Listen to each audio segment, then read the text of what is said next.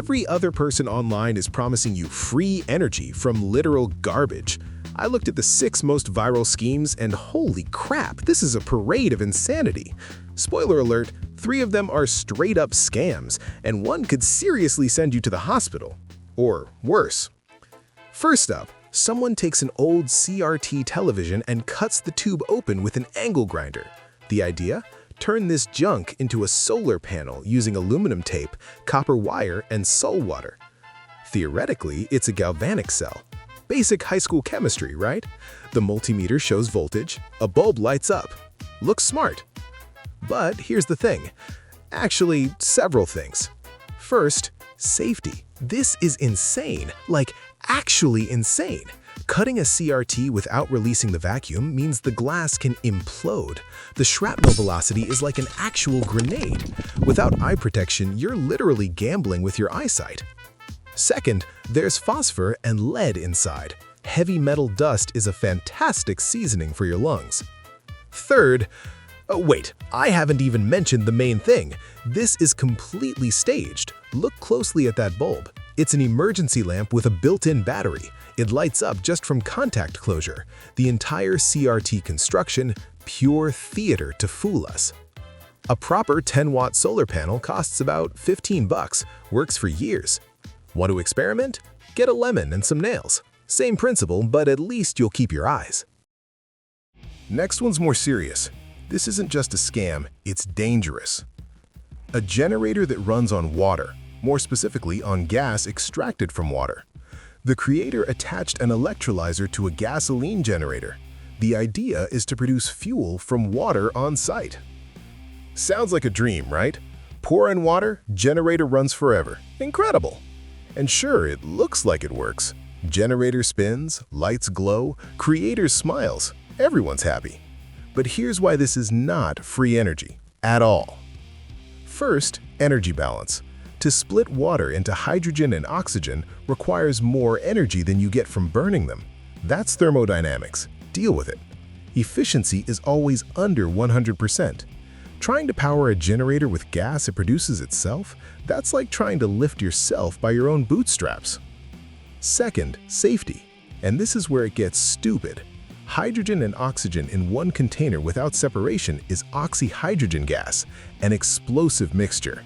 Without a flashback arrestor or water trap, any spark or backfire from the engine and that jar explodes. It's a matter of time.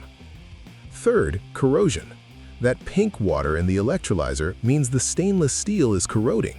Some steel grades release chromium compounds in aggressive electrolytes. This isn't juice in a glass. Need autonomy? Solar panels with a battery. Want fuel savings? Convert your generator to propane. Cheaper than gasoline, safer than HHO, and doesn't violate the laws of physics. Moving from chemistry to mechanics, watch how you can ruin a perfectly good wheel. The creator solved punctures radically, smeared construction silicone on the rim for sealing, plus anti-puncture gel inside the tire. The idea? Make a tubeless wheel from a regular one. Sounds genius, right? Anti-puncture gels do work, that's true. They seal small punctures. The creator demonstrates. Nail in the tire, wheel doesn't deflate. Beautiful. But let's go through this. Problem 1, balance. Construction silicone smeared randomly creates static imbalance, plus half a liter of liquid gel inside. When stopped, gel flows down. When accelerating, it creates dynamic imbalance that changes while driving. Steering wheel shakes harder than softer. Vibration kicks in at certain speeds. This isn't theory. This is the physics of rotating masses. Problem 2, rim construction. Tube-type rims don't have beads. Those are the special ridges that hold tubeless tire beads. During sharp maneuvers or major punctures, the bead can shift toward the center. That's a loss of control at speed. One time, and you're done. Problem 3, corrosion. Acetic acid-based silicone in a closed, humid environment triggers corrosion of aluminum and steel, and adhesion will be questionable. Large volumes of gel clog the valve, make inflation difficult, and turn tire repair into a messy nightmare. If you really want puncture protection, inject anti-puncture gel inside the tube. Same effect, less hassle. Real ingenuity is when you turn a simple solution into a complicated problem. Next up, biogas. Get ready, this is going to be interesting.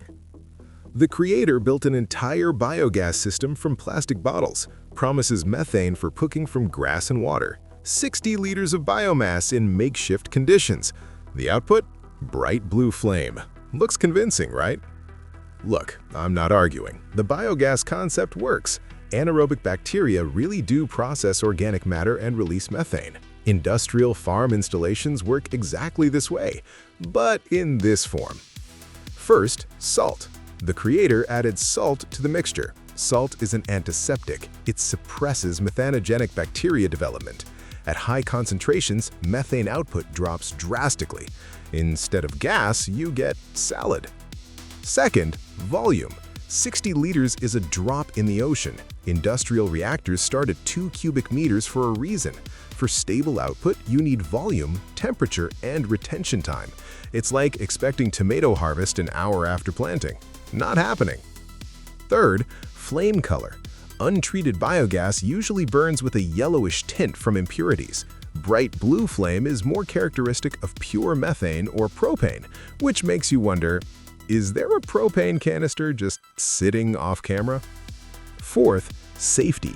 Plastic bottles sealed with duct tape aren't rated for gas pressure. Maybe not an explosion, but a pop and gas leak are entirely possible. This is gas, not air. Want to process biomass for fertilizer? Make a compost pile. For cooking? Get a gas cylinder. Don't mess with your head. Next project is pure kindergarten-level scam, a magnet generator. So, construction with magnets and spark plugs, a lamp lights up. The creator calls it a free energy generator. In reality, a simple trick for suckers. Looks high-tech, spark plugs nicely arranged, wire neatly wound, lamp connects and glows brightly. Externally resembles a working device, but let me explain simply. Here's the deal. Electric current in a coil only occurs with changing magnetic flux. That's Faraday's law of electromagnetic induction. Keyword, changing. If magnets and coil are stationary, magnetic flux doesn't change. A static field doesn't create current. This is basic physics. You don't get to hack it. No tricks, no loopholes. The secret is in the lamp. It's an emergency lamp with a built-in battery. It lights when contacts close.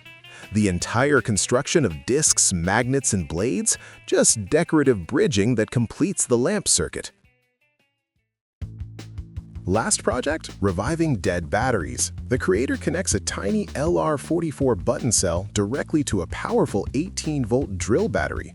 Multimeter shows 1.5 volts. Method seems to work, right?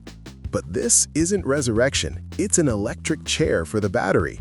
Alkaline button cells like LR44 work on an irreversible reaction. Zinc oxidized, electrolyte consumed. Without current limiting, 18 volts creates insane current. Electrolysis immediately starts inside with hydrogen release and intense heating. Manufacturers explicitly warn, charging attempts can cause leakage, overheating, or even case rupture. The voltmeter measures open circuit voltage. That's a phantom effect from temporarily jolting the chemistry with heat and current, like a defibrillator for a dying heart. Under real load, the battery dies in minutes with no meaningful capacity.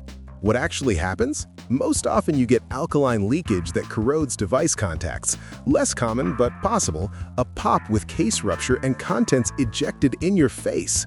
Anything that looks like free energy is either hiding a battery or hiding a trip to the emergency room. Hit like if you enjoyed this. Subscribe, there's more crazy stuff coming. Keep your hands safe and your brain engaged. Good luck and stay smart.